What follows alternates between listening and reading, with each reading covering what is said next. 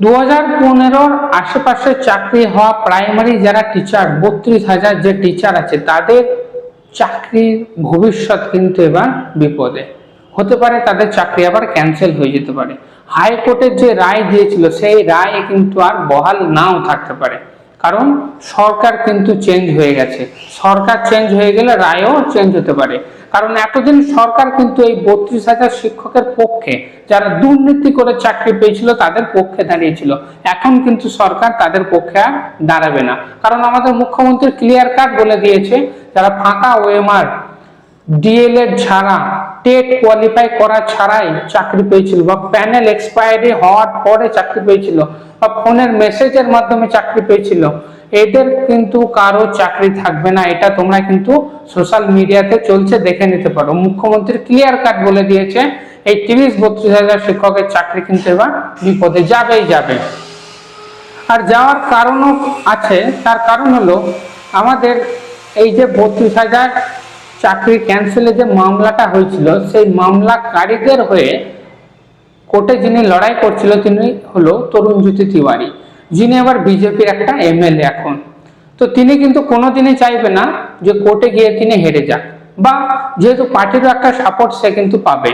আর সরকার কিন্তু কোনোদিন 32,000 যারা দুর্নীতিগ্রস্ত, দুর্নীতির মাধ্যমে চাকরি পেয়েছিল, কিছু ভালো ভালো স্টুডেন্টদের ভবিষ্যৎ নষ্ট করে চাকরিগুলো ছিনিয়ে নিয়েছিল টাকার মাধ্যমে, যে আমার বাবার অনেক টাকা আছে সে চাকরি আমার।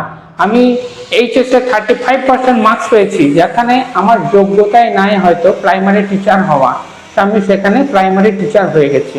তো এই যে পাপ কাজ যেটা করেছে, সেই পাপকে কিন্তু নতুন গভর্নমেন্ট কিন্তু সাথ দেবে না। সেটা তোমরা 3-4 দিনের সরকার গঠনের হওয়ার পর থেকে কিন্তু তোমরা বুঝে গেছো যে সরকার পুরোপুরি দুর্নীতির বিরুদ্ধে।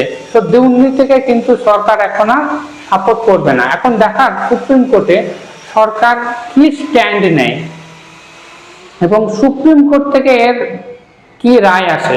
সোমবার দিন এই মামলাটা কিন্তু আবার উঠতে চলেছে, দেখা যাক সোমবার দিন সুপ্রিম কোর্টে কি হয়।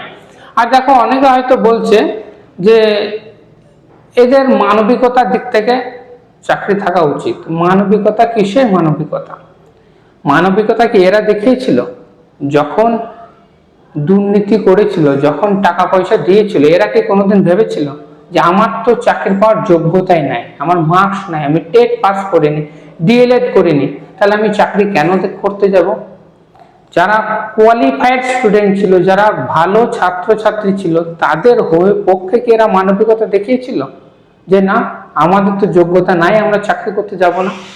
তখন কিন্তু তারা, বাবার অনেক টাকা ছিল, সেই টাকা নিয়ে চলে গিয়ে চাকরিটা কিন্তু কিনে নিয়েছিল।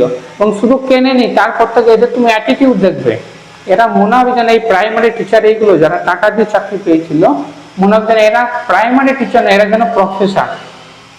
হ্যাঁ কি না? আমার সাথে যারা একমত তারা একটু কমেন্টে আমাকে জানিও, হ্যাঁ এই ঘটনাটা ঘটছে কি ঘটছে না।